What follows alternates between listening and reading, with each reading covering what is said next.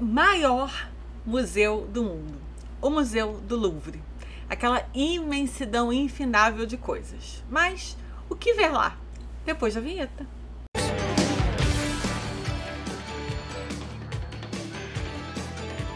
Oi, sou a Amanda aqui novamente no Arte para Você e hoje vamos falar sobre um museu, não qualquer museu, o maior museu do mundo, o Museu do Louvre. Mas como ele é imenso, enorme, gigantesco, infindável, é claro que não dá para ver tudo, né? Se você vai fazer uma visita normal. Se você mora em Paris, tem muito tempo livre, pode ficar indo lá toda hora, quem sabe um dia você consiga ver tudo e ler cada plaquinha que tem ali.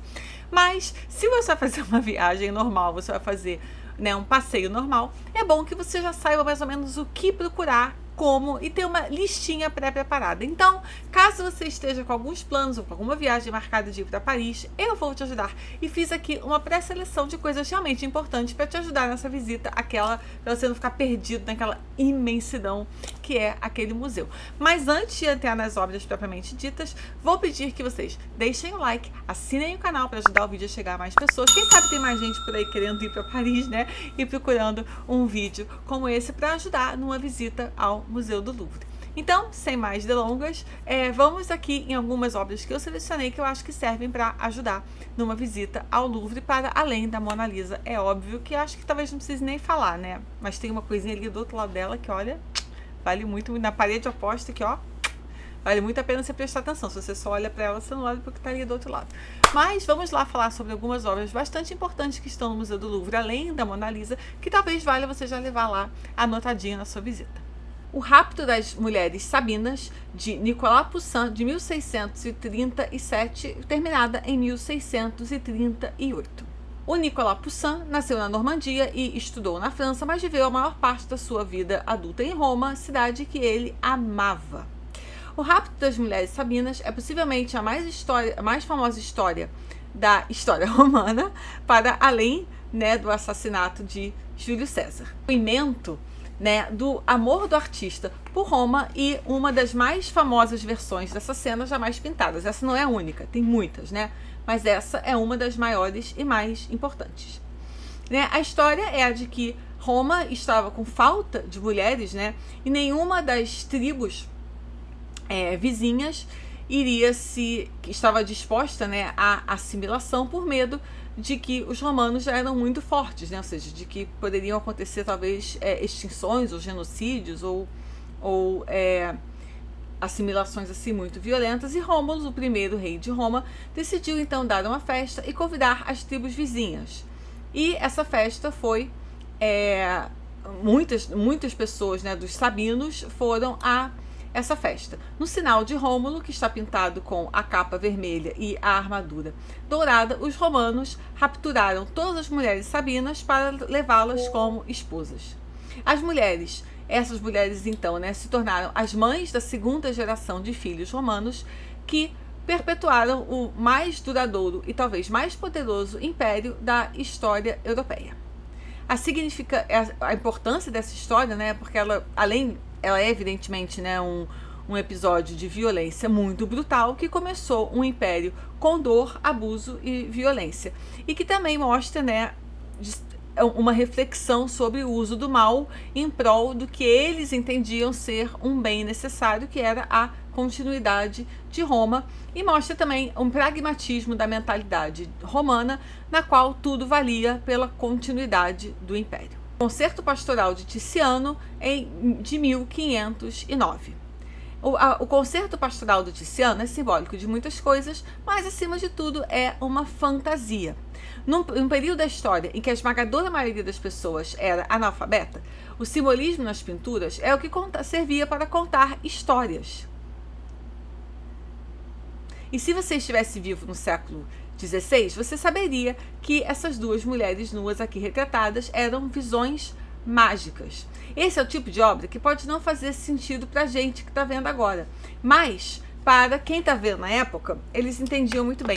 Isso é uma coisa que muitas vezes não faz sentido é um anacronismo que acontece bastante, porque são obras que a gente não compreende todos os códigos, ou não entende porque a gente não tem um repertório para isso, mas na época as pessoas tinham. Então é um tipo de exemplo, quando as pessoas olham, elas entendem o que aquilo significa, o que aquilo quer dizer, mas a gente não necessariamente. As pinturas muitas vezes eram também um meio de transmissão, né, cultural, histórico, social, né, de uma tradição de educação mesmo, que algumas pessoas não sabiam ler.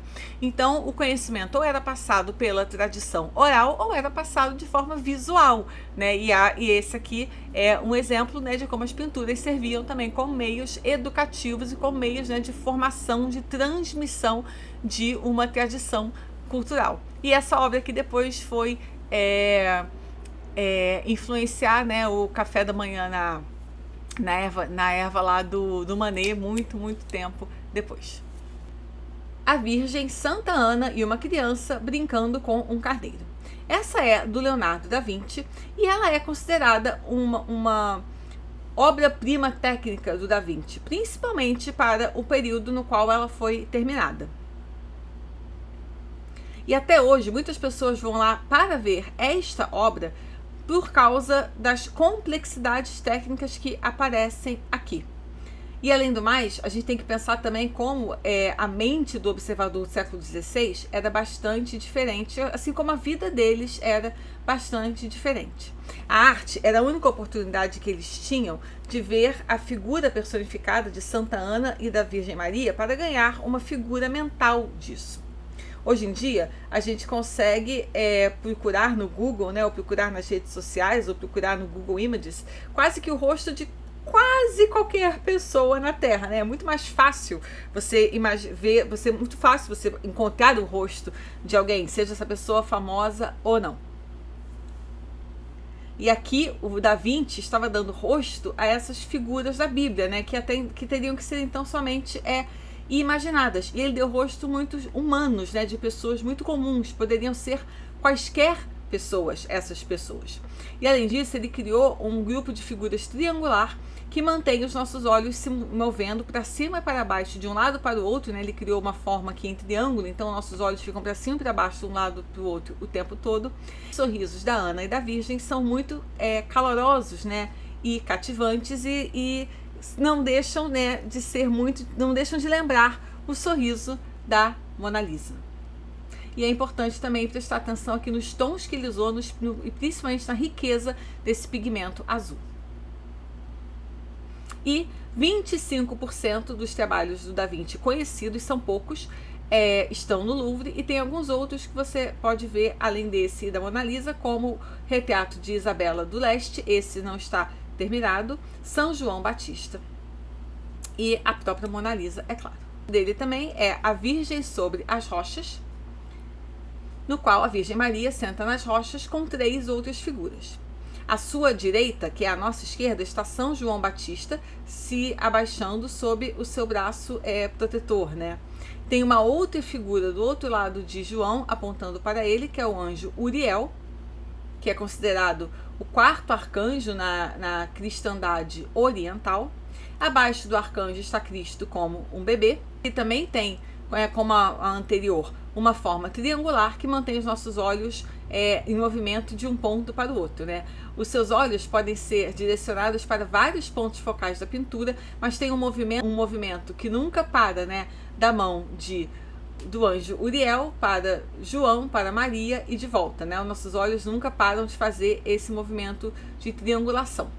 E um terceiro ponto de destaque são os traços suaves de cada rosto, de cada figura. Se olhar também para o fundo, a gente vai ver que o fundo tem uma atmosfera assim meio mística, meio mágica, quase como se fosse uma terra assim meio do Senhor dos Anéis, uma terra de conto de fada. Então será que ele estava propositalmente querendo colocar essa história como, né, acontecida em outro plano, como se ela fosse um conto de fadas, ou como se fosse, né, uma história de magia, né? Quem sabe? Pode ser. Outra é o Dante e Virgílio no Inferno, do Eugène Delacroix.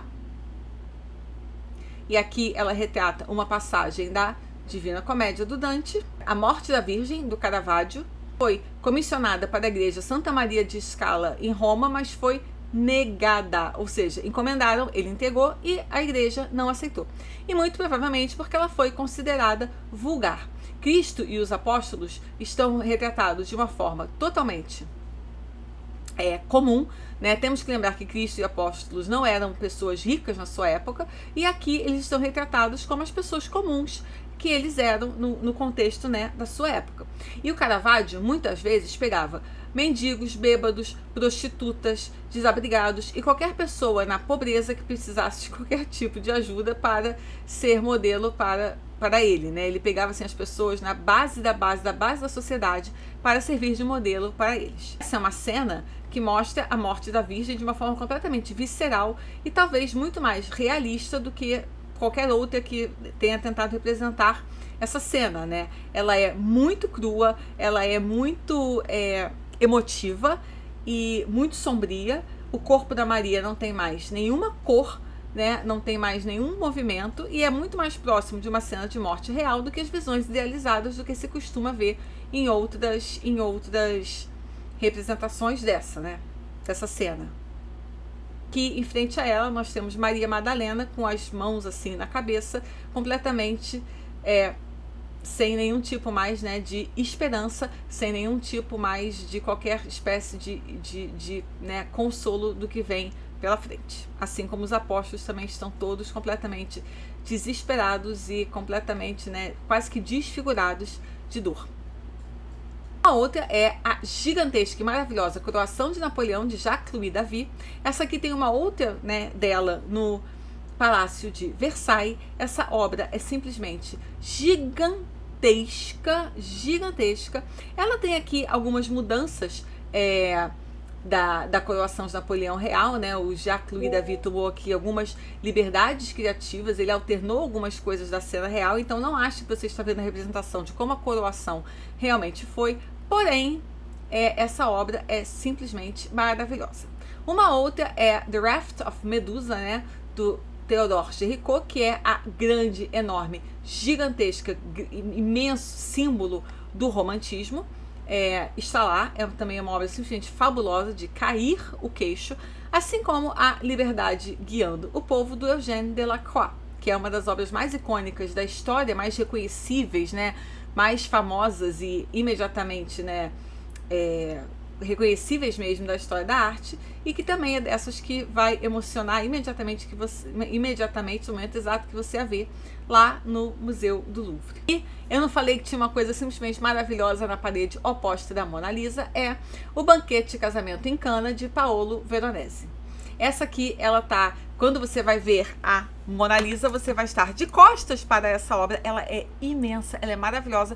E talvez muita gente, na ânsia de ver a Mona Lisa, pequenininha ali, com aquele montanha de gente na frente, não preste atenção no que está aqui atrás de você. Então, depois que você já tiver visto a Mona Lisa, tiver conseguido chegar perto dela, se você quiser tirar uma foto, feito tudo, você vire de costas para ela e se permita o choque estético maravilhoso que você vai ter quando você vê o que está na parede oposta a ela.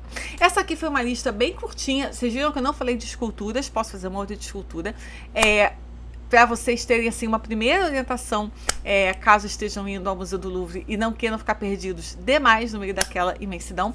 Espero que vocês tenham gostado. Caso vocês tenham interesse em listas equivalentes a essa para outros vídeos, deixem aqui nos comentários e aguardo vocês no próximo vídeo. Tchau!